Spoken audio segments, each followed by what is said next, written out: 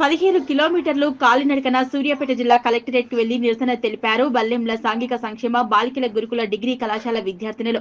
కళాశాలలో మద్యం సేవిస్తూ అడ్డంగా దొరికిన కళాశాల ప్రిన్సిపల్ శైలజని సస్పెండ్ చేయకుండా ట్రాన్స్ఫర్ చేసి అధికారులు చేతులు దులుపుకున్నారని ఆరోపిస్తూ తమకు న్యాయం చేయాలని డిమాండ్ చేస్తూ కలెక్టరేట్ కి చేరుకొని ఆందోళన చేపట్టారు విద్యార్థినులు. రావాలి రావాలి